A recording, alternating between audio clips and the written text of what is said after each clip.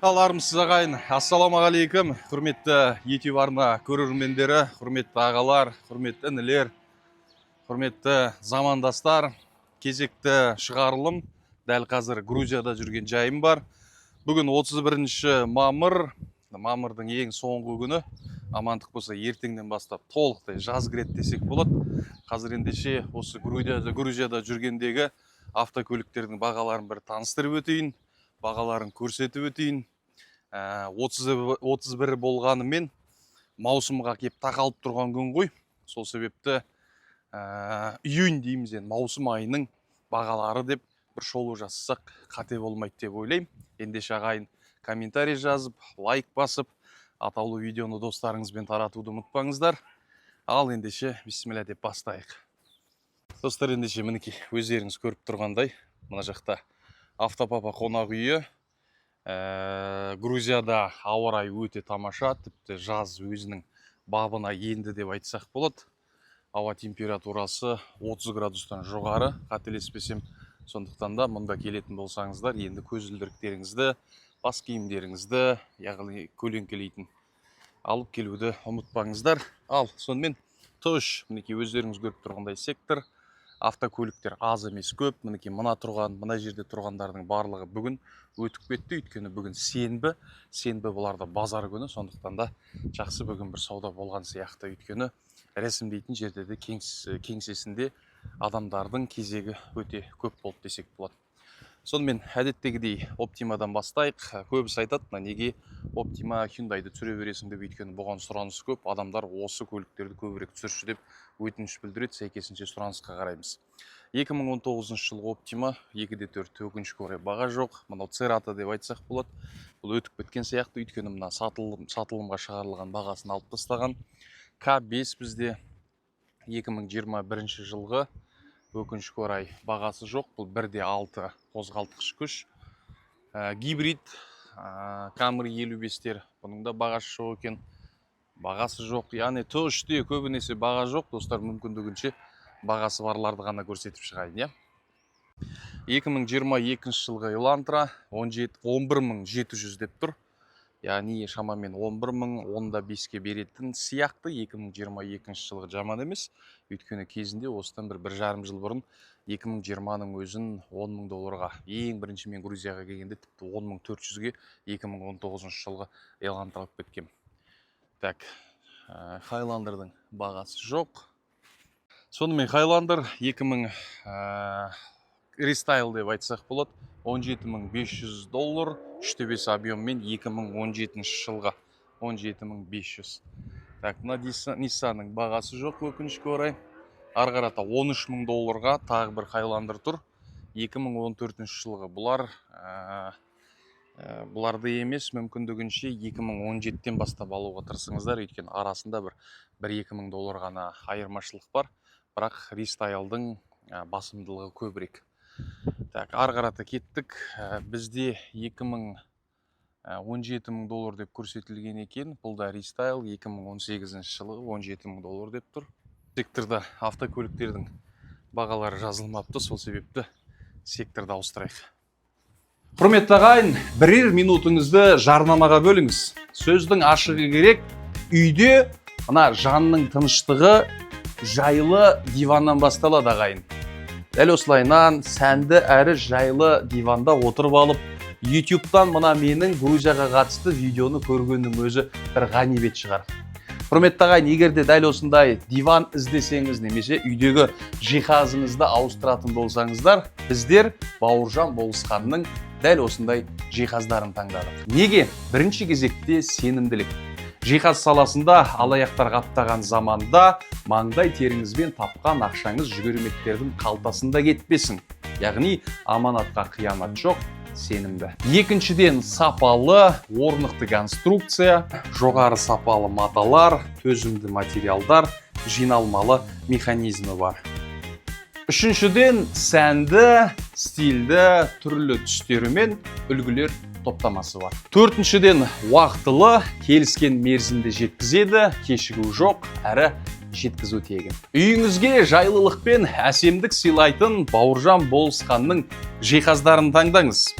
Қазақстан бойынша кез келген жерге, кез келген қалаға, кез келген өңірге жеткізіп береді. Және де бөліп төлеу қызметі де бар. Құрметті достар, айтпақшы, Досбол Арыстанбектің атынан тапсырыс беретін болсаңыз, сізге берер қосымша 30 мың теңге купоны тағы бар.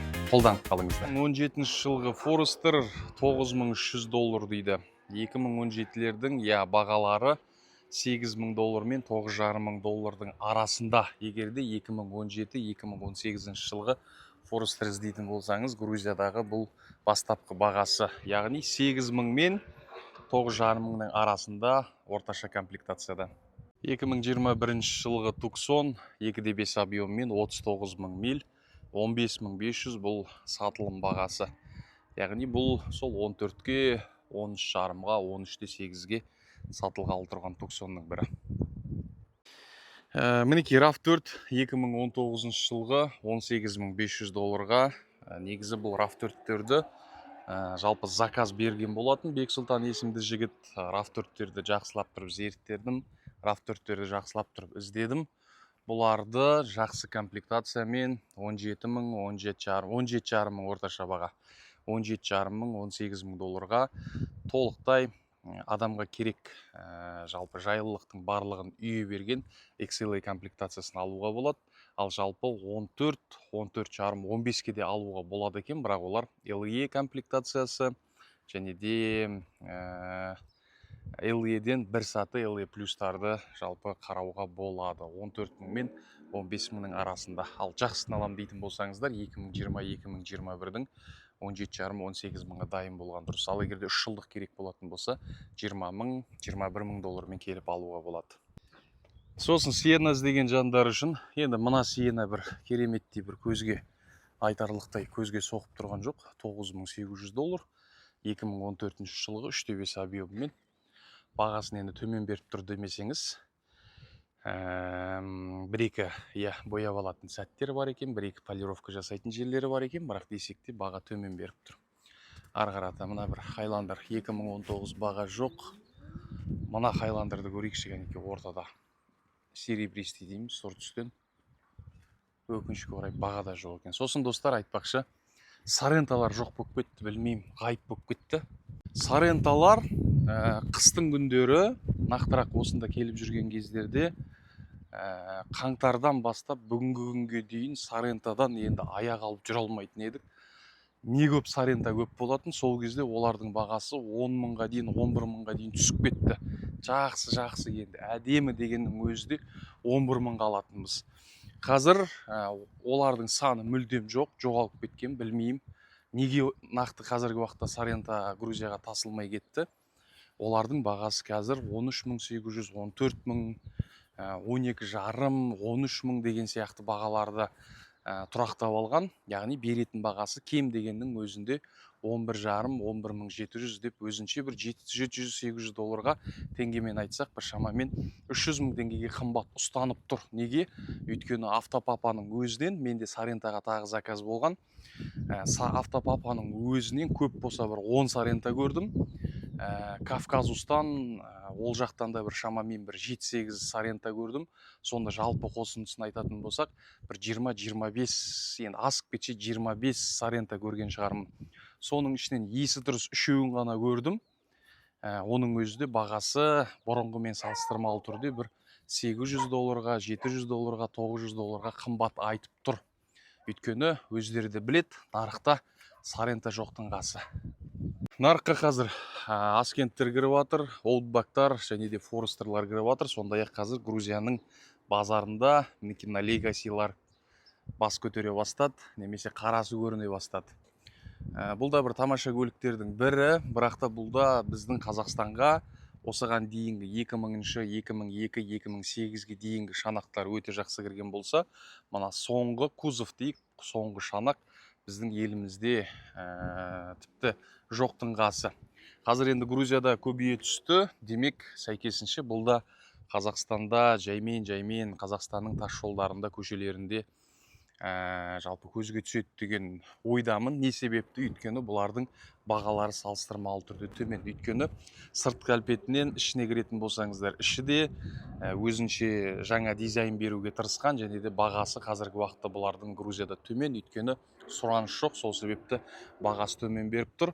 Ал бағасы төмен болатын болса, сәйкесінше бұның да өз клиенттері пайда болады. Одан кейін барып бәлкім бағасы көтеріле жатар. Сол себепті кім Legacy жақсы көреді, кім Legacy'ді ұнатады, кім Legacy алғысы келеді, қазіргі уақытта мінекей осы Грузиядан дәл осы шанақты 8.000, 7.500, 7.000 доллардың көлемінде сатып алуға мүмкіндік бар.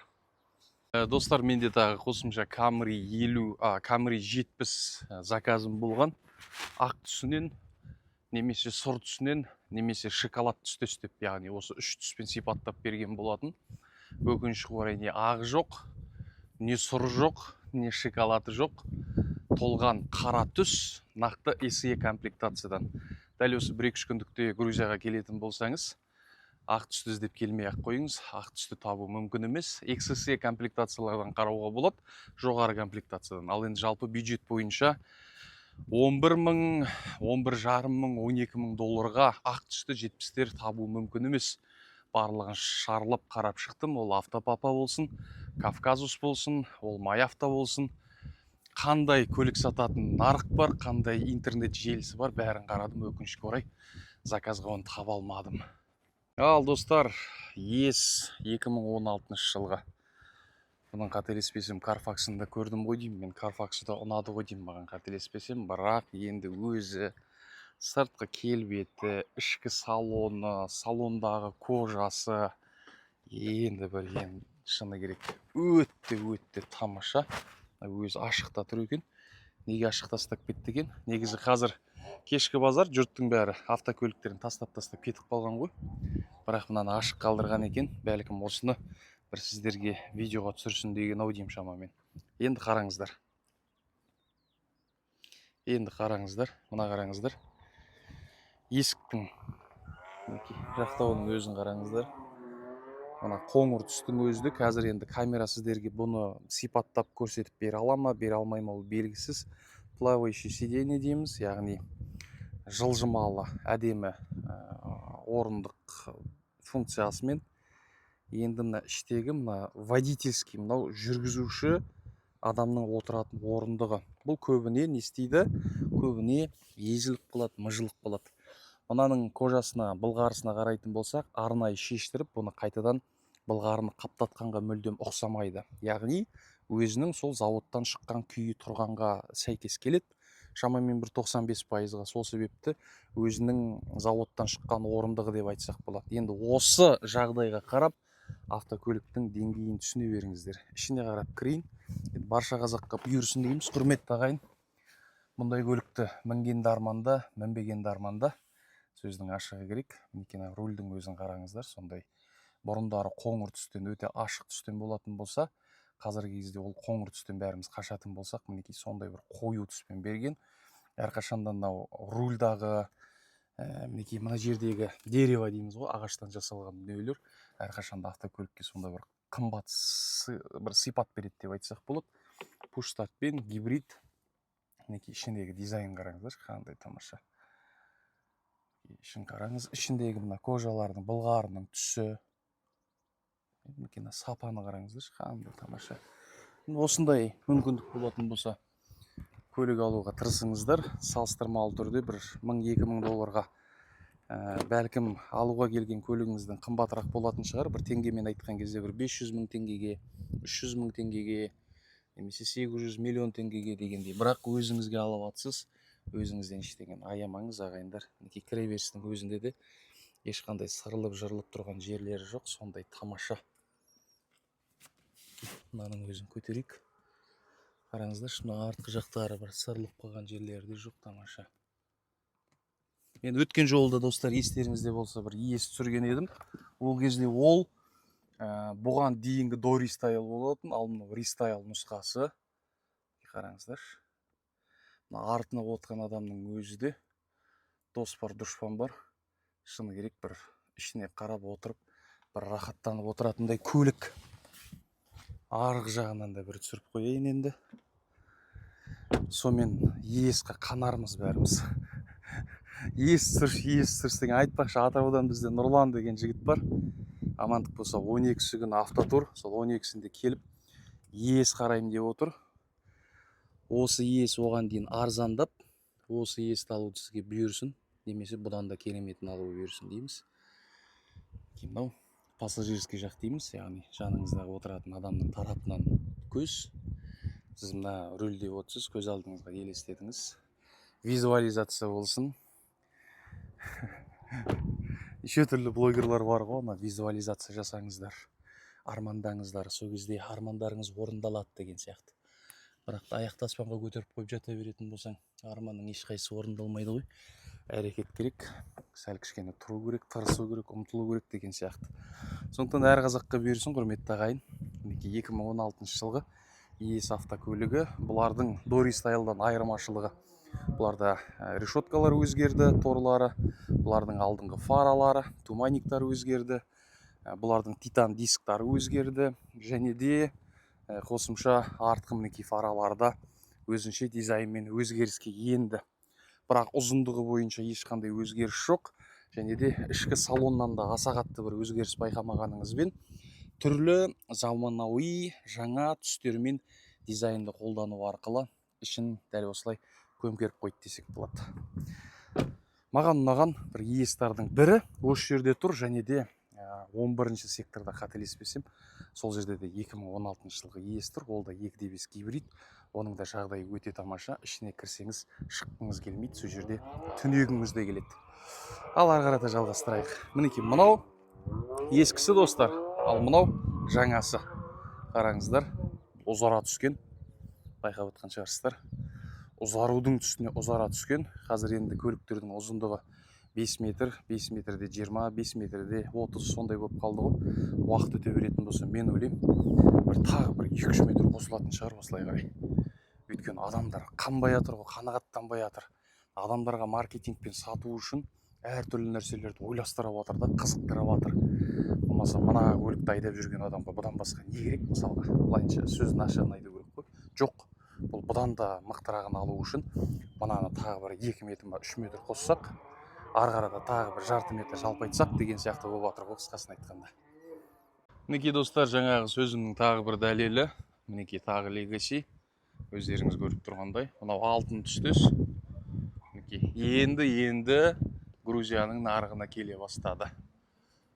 Бағасы $9.000 деп көрсетілген. Мінекей бұл енді саудаласып сіздерге сол 8-ге беріп қалатын сияқты. $8.000-ға басқа қандай көлік аласыз, өзіңіз келіп саралап көрсеңіз болады. Бұның сыртқы пішіні бойынша, дизайны бойынша жақсы. 2019 жылғы 5 ключевой доступ, ішінде үлкен монитор, электронды ручниктары бар, пуш-стартпен, әдемі осындай дизайндағы титан дисктармен. Мінекей алдыңғы артқы фаралардың өзі де бұл ескі көлік емес екенін бір көрсетіп тұрған көліктердің бірі. Яғни қазір бұлар жоқ қазір. Оған сұраныс жоқ, ешкім мынаның жанынан өтіп кете береді, көреді, мынау қандай көлік дейді да. Ертең бір 4-5 қазақ алсын, 10 қазақ алсын, 20 қазақ алсын, бұның да бағасы шарықтай түседі. Сол себепті бір енді бұрын Legacy айдаған адамдар болатын болса, пікірге жаза кетіңіздер. Сіздің Legacy'іңіз қандай болды?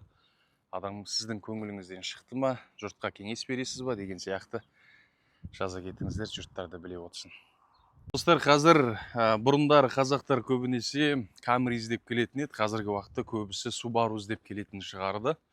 Бұл енді ешқандай нәрсені насихаттамай-ақ, адамдар төрт жетекті Subaru'ды батыстан көп алына бастады, және де соны көргеннен кейін, яғни ағайыннан көргеннен кейін, туыстан көргеннен кейін, жақын достардан көргеннен кейін сол Subaru'ды айдап өзінше ләззат алып жүрген. Сәйкесінше осы Subaru іздеп келетін адамдардың саны арта түсті, яғни қазақтардың тарапынан. Бұрындары қырғыздар жақсы алатын еді Subaru'ды. Олар енді 2018-ден жоғары қарай алып отыр. Ал енді біздің қазақтар 2014-тен бастап Subaru'ларды елге тасып жатыр десек болады. Мына бір Аскентті да көрсетіп өтейін. 2020 жылғы $20.000 деп көрсетіліпті. Бірақ 2022-нің 17.500 бет, 17.700-ге мен берем деген Аскенті бар, достар. Қазір тұрған болса, соны бір көрсетіп өтейінші сіздерге. Ал достар, 2022 жылғы Аскент 17.500 бет, 17.800 бет ұмытып қалып тұрмын. Әйтеуір өз бағасынан басқа автокөліктермен салыстырмалы түрде өте арзан берген көліктердің бірі. 2022 58 мың миль ғана. Іші өте ашық кожадан жасалған. Ішіне кіретін болсаңыз, енді тіпті айтарға сөз жоқ, тек қана ішіне кіріп, бір шамамен 1-2 минуттай үндемей, ешқандай батырманы баспай, жан жағыңызға қарап үндемей отырып қаласыз. Енді сөздің ашығы керек.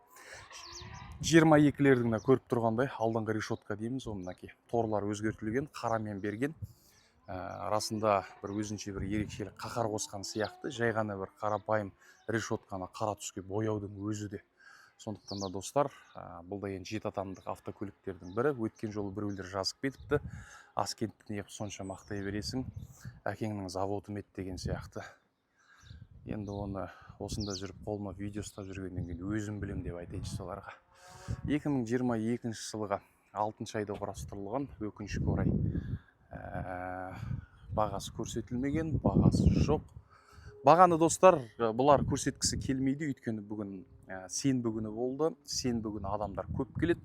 Сол кезде адаммен сөйлесу арқылы мүмкіндігінше қымбатырақ сатуға тырысады. Мынаны көрейік, 2019 жылғы 12.800 деп тұр. 106 мың миль, 12.800 лимитед комплектациясында. Бұл аутбакты да өте жақсы тасып отыр достар. Сұранысқа, жұрттың алып атқан көліктеріне қарай отырып видеоны түсіреміз, және де сондай-ақ айналамызда тұрған көліктерге қарай отырып. Мынаны мысалға мен Аскентті бағана айтып отқан, неге түсіре бересің деген адам Range Rover точно алмайды. Ол BMW алмайды. Оның түсіне де кірмейді. Mercedes'тің не екенін, оның қанша маркасы, қанша моделі бар екенін де білмейді. Ол тек Hyundaiға жаратылған десең.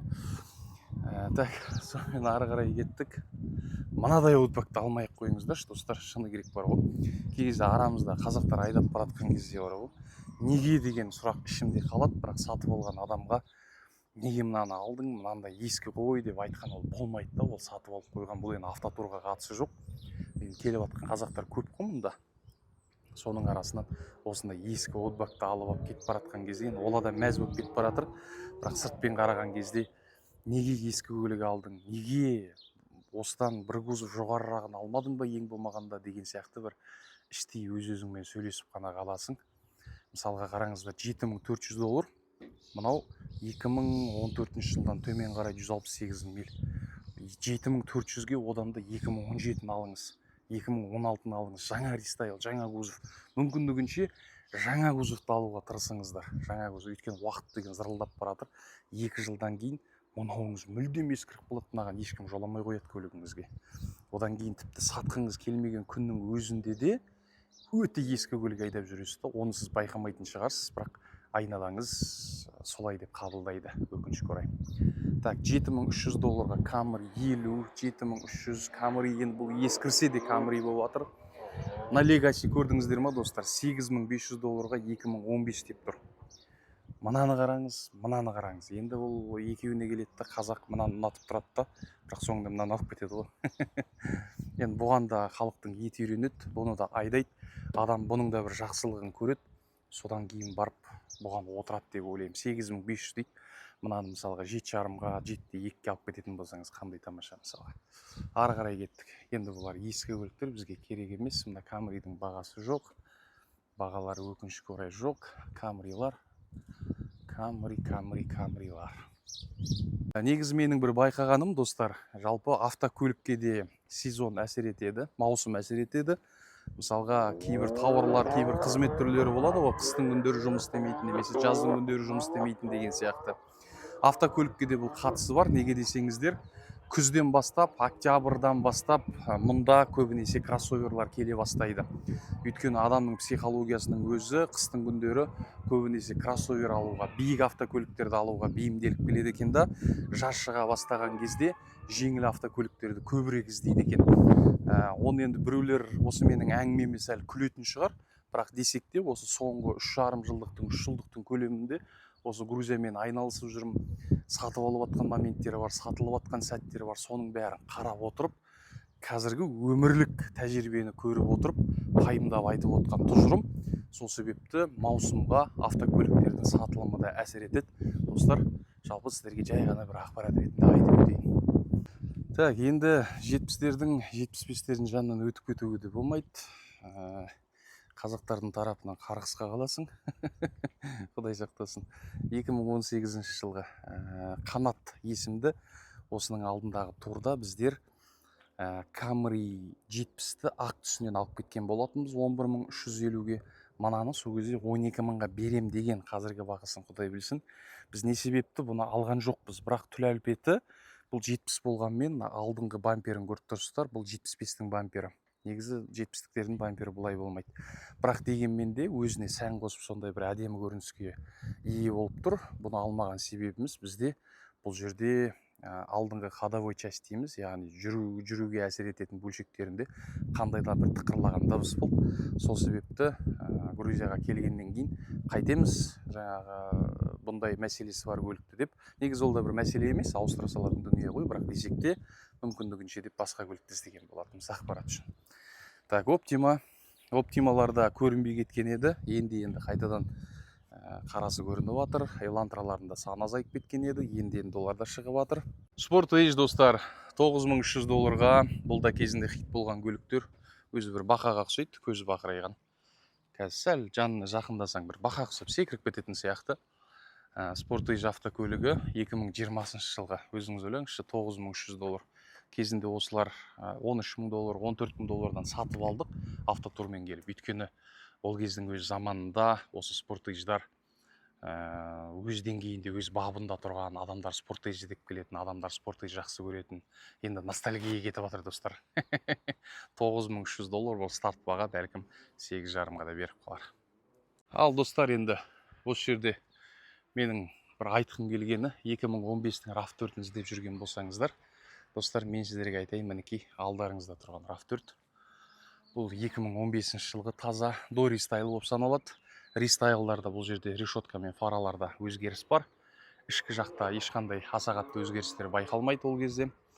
Мына RAV4 расында өте тамаша. Мінекей мына капоттың дәл мына белгі тұр, Toyotаның белгінің төбесі майысқан, соғылмаған, майысқан. Осы оригинал дейміз ғой, түпнұсқадағы капотты қалдырған. Қалған жерлердің барлығы да толықтай өзінің завод нұсқасында тұр. Ал енді ішіне кіретін болсаңыз, бұл limited комплектациясы, максималды комплектация. Ішіне кірсеңіз, бұл да бір жаңағындай үндемей, бір 2-3 минут жан-жағыңызға қарап отырып болатын көлік. Өте тамаша деңгейде тұр, жағдайы бойынша. Сондықтан да бірер күнде Грузияға келетін адам болатын болса, өтіп кетпесе, осыны алсаңыздар болады. Немесе жалпы тапсырыс берем деген жандар болатын болса, RAV4-ке осы RAV4-ті мен ұсынар едім. Өте тамаша. Бағасы $13.000 деген. Кеше өзінше қатайған, 13.000-дан түспеймін деп сөйтіп саудаласа алмай кетіп қалдым. Сөйтсем бүгін таңертең WhatsApp-қа жазып тұр. Досеке, енді брат деп тұр ғой, енді мен атым қайдан білсін. Брат, кесей, әңгімелесейік, сөйлесейік деп тұр. Демек, бұл саудаласып берем деген сөзі. Енді 2015 үшін $13.000 арасында сәл қымбатырақ, бірақ мына көлік өз деңгейіне кейбір 18, кейбір 17 жылғы RAV4-терді аттап өтеді деп айтсақ болады жағдайы жағынан. Достар, айтпақшы, өткен жол айтқан едім, мамыр айының 15-нен бастап Грузия елі енді орыстарға және де беларустарға мүлдем автокөлік сатпайтын болып шешім қабылдады. Яғни ақш-тың қойған санкциясын Европа және де осы Европаға кірмесе де Грузия өзінше сол санкцияны өзіне де қабылдады. Сол тізімнің қатарында Ресей мен Беларусьтарға енді объемы 2 болсын, 2-ден төмен болсын, жылы 2020 болсын, 21 болсын, маңызды емес. Орыстар мен Беларусьтарға мүлдем автокөлік сатпайды достар. Енді бұл нарыққа қандай әсер беруі мүмкін? Әсер беруі мүмкін оң жағынан, ол біздер үшін. Мысалға кезінде 2.5 турбо 2021 жылғы немесе 2020 қателеспесем екеуінің бірі төмен бағамен алғымыз келіп тұрған кезде олар айтатын еді, төмен түсірсей бағаны деген кезде, сендер қазақтар алмасаңдар алмай-ақ қойыңдар, бұл орыстарға өтеді. Жылы бойынша, яғни заңның талабына қатысты шарттарға кіріп тұр. Сондықтан да сендер алмасаңдар да орыстар алып кетеді деп айтатын бізге кәдімгідей көзімізді бақырайтып қойып. Сондықтан да енді орыстар мен беларустар келмейді деген сөз. Демек бұлар енді салыстырмалы түрде Қазақстанда 20-21 миллион адам, қырғыздар өзі 7 миллион адам, армяндар, әзірбайжандар өздерді штучный, молдавандар олар тіпті саусақпен санап тастайсың мысалға да. Ал Ресей және де беларустарды қосқан кезде бұларда ауқымды түрде аудитория клиенттердің саны көбірек болатын еді. Енді өкінішке орай олардың границасын жапқаннан кейін бұл жерде орысқа сатамыз деп отқан автокөліктер уақыттың еншісінде бұл бірден емес, көздері жетеді. Өтпей атқан сол кезде 1000, 2000, 3000 долларға дейін төмен түсуі мүмкін. Сондықтан да бұл тек бізге оң шешім, біздер үшін жақсы бір болып жатқан жайттың бірі десек болады. Яғни ақпарат үшін. Сондықтан да осы алдағы бір айлықтың көлемінде бұйырса енді келесі автотур 12 маусым, яғни 12 июнь күні болады. Сол кезде енді 2 апта өткеннен кейін ғой, енді 10 күн, 12 күн өткеннен кейін келіп, тағы бір обзор жасаған кезде өзгеріс бола ма, жоқ па, ол кезде міндетті түрде сіздерге айтатын боламын. Бірақ енді орыстардың өздері де әккі ғой, түрлі жолдарды іздеп жатыр. Орыстар 15 мамырдан бастап грузиндар автокөлік сатпайды екен дегенге жарайды деп қарап отырмайды ғой. Олар да түрлі тәсілдер мен жолдарды іздейді. Енді олар мынандай жолмен автокөлік тасып жатыр негізі. Бірақ енді салыстырмалы түрде бұрынғы тасығанымен аздау. Олар қазақтар, орыстар, әзірбайжандар, армяндар, тағы осы санкцияға түспеген елдердің азаматтарына автокөліктерді солардың аттарына рәсімдеп, орыстарға сенім хат беру арқылы автокөлікті алып кетіп жатыр. Бірақ бұл заңсыз жол, құрметті достар, естеріңізде болсын. Осы арқылы өзінің нәпақасын тауып жатқан жігіттер бар. Яғни орыстарға автокөлігін рәсімдеп, доверенность береді жаңа орысқа. Орыс оған алғыс ретінде 400 доллар ақша береді, теңгемен айтқанда 200 мың теңге. Сәйкесінше ол Грузияның шекарасынан асып кетеді. Бірақ та егер де сіз дәл осындай тәсілді қолданатын болсаңыз алдағы уақытта, одан кейін Грузиядан ешқандай автокөлікті өзіңіздің атыңызға рәсімдеп, шекарадан асып кете алмайсыз. Осыны ескеріңіздер, осы жолды да ұмытпаңыздар достар. Енді орыстар қарап қалмайды ғой, жаңа айтып отқандай. Тасиды, бірақ олар үшін артық шығын болады. Олар үшін қосымша адам іздеу керек болады, атына рәсімдейтін. Сол себепті осы процестің бәрі де сауданың бұрынғыдай жылдам болуын кедергі келтіреді. Сәйкесінше мына тұрған көліктердің бәрі, айналадағы көліктердің бәрі жаймен, уақытымен тұрақтай бастайды. Сол кезде өкінішке орай бәрімізде саудада жүрген адамдардың өздері біледі ғой. Сауда болмай жатқан кезде жаймен бағасын түсіріп сатуға бәріміз ұмтыламыз, бәріміз солай тырысатын боламыз. Сондықтан да достар, дайым жақсы жағынан баға арзандауы нәсіп етсін дейміз. Көреміз енді. Біздер енді әзірге Грузиядамыз. Амандық болса жолға ертеңдері шығамыз деп жоспарлап отырмыз. Санатанында тұрғанына бір айдан асып кетті. 11 мың доллар деп көрсетіп қойған. 2,5 объеммен 2020 жылғы 11 мың доллар мына шанақ үшін. Бұл енді ескі шанақ деп айтуға болмайды. Енді бұдан кейін тағы бір буын пайда болды. Бірақ десек те оны бір ескілердің қатарына, көне көліктердің арасына кіргізуге болмайды. Бұндай дәл осындай саната менің өзімде бар 2022 жылғы. Сондықтан да енді Camry мен әрине Lexuspен салыстыруға болмайды, бірақ өзіндік деңгейінде жақсы көліктердің бірі. 11 мың доллар. Не себепті? Бұлардың орташа бағасы 13 мың доллар. Негізі 11 мың бұл өте төмен беріп тұрған бағалардың бірі. Демек, қандайда бір Carfax бойынша сәл қаттырақ соққы алуы мүмкін, бірақ дегенмен де жақсылап тексеру керек. Егер де лонжеронға әсер етпеген болса, бастапқы бізге беретін шанақты алып ұстап тұратындай сүйектеріне әсер етпейтін болса, арзан көлік іздеген адамдар үшін бір тест-райд жасап, астын көтеріп, жақсылап жүріп, толық тексеріп алатын болсаңыз, бәлкім бұл да келіп қалар. Ары қарата кеттік. 55 автокөлігі достар. 9800 доллар дейді. 9855-ке қымбат. 9800-ге 55 алмаңыздар. Sienna автокөлігі 29500 доллар 2022 жылғы. 26 мың километр ғана жүрдім деп, яғни шақырым ғана жүрдім деп жазып қойған екен. Комплектациясы да жаман емес сияқты достар. Бұны да көрейік, аяқ астынан ашық тұратын болса жабық екен. Бұл комплектация тіпті лимитедқа жақындап қалатын сияқты достар. XSE екен, айтқанымдай комплектациясы жоғары екені көрініп тұр.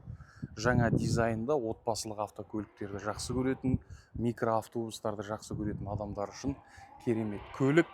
Бұл да бір артына бала шағаңызды топырлатып алып, жан-жаққа саяхатқа шыққанға таптырмас көліктердің бірі. 2022 жылғы 29.500 дейді. Саудаласа келе 26,5-ға алып кететін болсаңыз тамаша болар еді. Сізге 200-бен айдамасын үлгірмей қалам артыңыздан деп. Ұлықпан аға 200-бен айдайды екен кеше. Мен рокермін ғой, рокер деймін, ау дейді. Мен сондаймын. Кеше шай ішіп отырып айтыпсыз ғой сіз, мен 200-ден төмен айдай алмаймын. Болмайды, ол нете алмай, отыра алмаймын. Шыдамсыз мен. Тек газ, аяқты өзі, мен емес, аяқты өзі. Болды. Өйтіп айдайтын трассада жоқ қазір Қазақстанда. Ой, жарайды бізге жәнесек. Сосын Техасмөді 26-ға шейін өтіпті.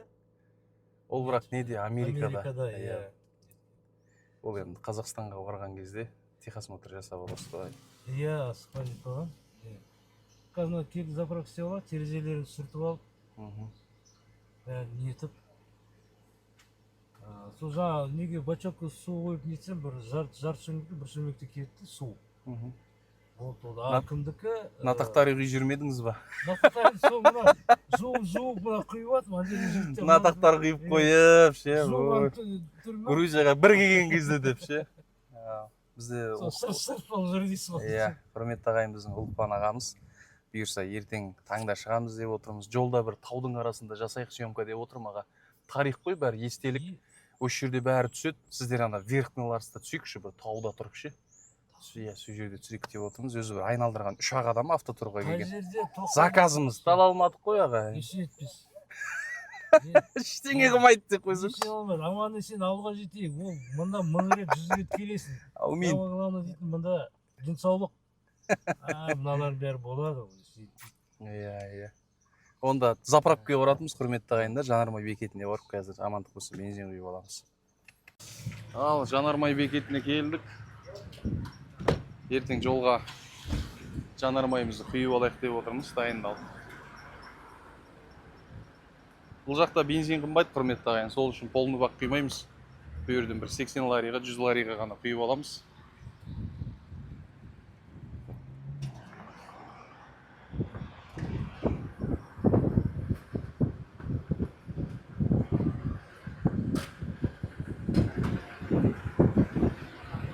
Ана жаққа барыңыз, ана жаққа.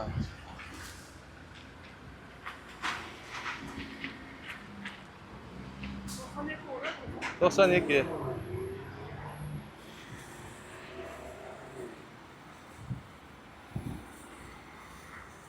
Раз.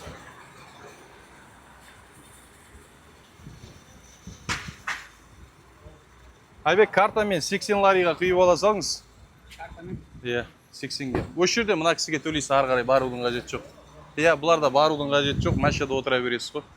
Осы жерден төлеп, осы жерден реттей бересіз.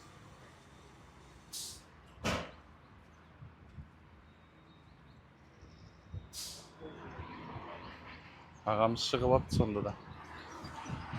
Шығып төлегіңіз келді ау дейме? Иә. Өзімізге үйреніп қойғанбыз дейсіздер. Ona Sokru деген заправка, достар. Қонақ үйден шыққан кезде осы жердің жанармайы жақсы. Қалған кішкентайлармен салыстырмалы түрде. Енді біраз бағаны көрсетуге болар еді. Енді өкінішке орай өздеріңіз көріп тұрсыздар ғой. Бағалардың бәрі бүгін енді мына сенбі күні түсірілім жасап жатқаннан кейін бағалардың бәрін алып тастаған, бағалар көрсетілмеген. Барынша сіздерге көрсетуге тырысқым келіп еді, өкінішке орай болмады. Бірақ десек те, осы Грузияға келуді жоспарлап жүрген болсаңыз, бағалар қанша екен деп білгіңіз келетін болса, WhatsApp нөмірді астында көрсетіп кетемін. Мында Instagram'да бар, Instagram'ға да жазылып алыңыздар. Сұрайтын болсаңыздар WhatsAppқа шығып айтам, Toyota'ның жылдары бойынша мынаншадан мынаншаға дейін, Hyundai'дың бағалары мынаншаға дейін, BMW-ның бағасы, Mercedes болсын, ол Range Rover болсын, ол Toyota болсын, ол Kia болсын, маңызды емес. Әрбір көліктің бағалары жылы бойынша, комплектациясы бойынша бағаларын ориентир дейді ғой, бағыт-бағдар беріп жіберем. Өзіңіздің қаражатыңызды келетін кезде нақтылап есептеп келу үшін. Сондықтан да достар, 12 июнь күні, 12 июньда келесі автотур Енді осы жолы өзіміз 4 адаммен келгенбіз. Оның бір адамның өзі де паспорты болмай қалып қалды. Сөйтіп 3 адаммен келдік. Бұйырса ол кісілермен ертең таныстыратын болам. Қандай көлік алдық, қанша қалдық деген сияқты. Бір автотурмен келген жан Алматыныкі, екінші Орал, үшінші Ақтау десек болады.